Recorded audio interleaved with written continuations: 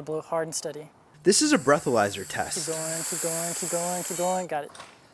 What we do is we go into frat parties or we go downtown Blacksburg where the bars are, and we bring in breathalyzers and we breathalyze people to see how drunk they are.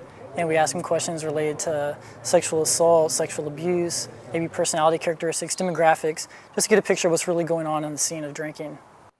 Ryan Smith is a Virginia Tech grad student who has been on a mission to squelch underage drinking for years. As an undergraduate at Tech, he spent much of his time in college studying students' binge drinking habits. He is trying to figure out why students drink to the point of dangerous and sometimes fatal levels. And we're developing a motivation skill now to try to look at what the reasons are. It looks like the biggest is thrill seeking, that people just want to rush from drinking. They just want the high type of feeling from any type of drug, whether it's alcohol or otherwise.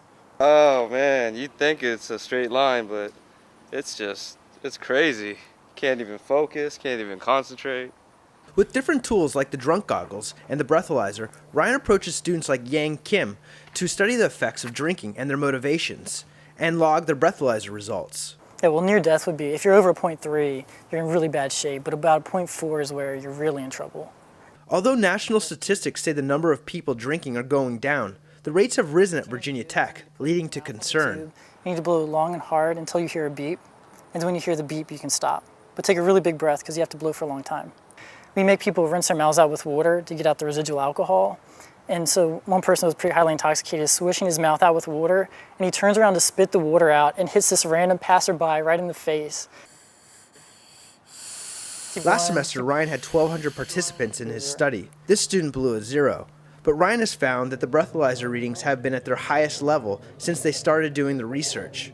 The consequences are seen in the statistics, from sexual assault to drunken arrests. I think sexual assault, sexual abuse is a really big issue too that we're hoping to impact. 25% of women are sexually assaulted across all campuses. So if we can do something to lower that rate a little bit, then I think that would be the most beneficial impact because alcohol plays a major role in that. Today, Ryan has been asked to join a forum in Fairfax County on the perils of college drinking. The hope is to educate parents and students leaving for college. Captain Bruce Ferguson from the Fairfax County Police Department is also on the panel to discuss the consequences of drinking for young people. One of the more popular things that we've seen is sexting, where people take, some would say, risque pictures of themselves and send them to someone else over the phone. Well, alcohol sometimes contributes to those types of decisions, but once you've done that and it's on the internet or something like that, it lasts for a lifetime. Captain Ferguson, who has 6 daughters himself, hopes that the panel can educate the parents and young people attending. Because a DWI, driving while intoxicated, can stay with a person and affect their employment opportunities, but also there are more fatal outcomes. It is about prevention, and our thing is we'd rather see you at this point rather than in handcuffs in the back of a car. Probably the biggest thing that I personally believe in terms of prevention is parental involvement. And with more than an auditorium filled with parents and kids, there is an interest in the community.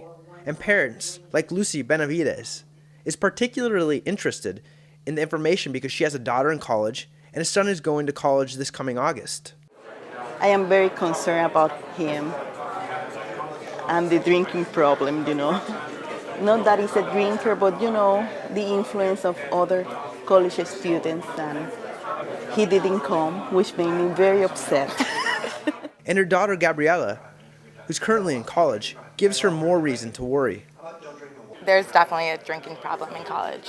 Yeah, in every party, there's drinking, there's drugs, but as long as you're not influenced into doing all that, then you can definitely keep away. That's what the organizers and panelists like Ryan hope, is that parents and college-bound students hear about the dangers of binge drinking and steer away from the temptation and peer pressure. For Ryan, as for many of the panelists, they have deep reasons for their message. I was in 3rd grade when my best friend was killed in a drunk driving accident, and that got me to go to the Mad National Youth Summit in 2000, and I met a girl there that was just devastated. Her mother had been paralyzed from the neck down. I promised her that day that I would do everything I could to make sure it didn't happen again. So I went to Virginia Tech, and I've been doing alcohol-related research ever since. Although his work sets him apart from other students, and at times feels isolated and swimming against the tide, Ryan is driven by his purpose and hopes to one day be a teacher and to continue his research. And although he admits that he will have a drink once in a while, now that he's of legal age, he is very interested in learning why binge drinking is such a part of college culture.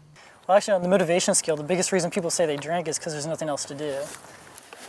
And a lot of people just feel like everybody else is drinking and there's nothing to do on a Friday or Saturday night except for go out and go to the bars downtown or go to a frat party or hang out with friends drinking. They don't see a lot of the other options that are available. Use it as more of a social lubricant than it needs to be. And certainly a lot of people are abusing that when we've got over 42,000 deaths on our highways each year because of alcohol consumption. Binge drinking has become ingrained in college behavior, but tonight's forum is giving parents and kids a peek into its extremes, dangers, and possible consequences. And Ryan is adamant in his message that kids need to obey the law and stay away from alcohol. I think people will oftentimes want to say that if you're against people 21 and younger, well, younger than 21 drinking, then you're against alcohol, period. But I'm not against alcohol, and most people that have my opinions and stances aren't against alcohol. I think alcohol is fine. We've had prohibition, it didn't work. But it's about people knowing the law, following the law, and being responsible to themselves and others. One thing's for sure, Ryan will continue bringing his breathalyzer and drunk goggles to college parties.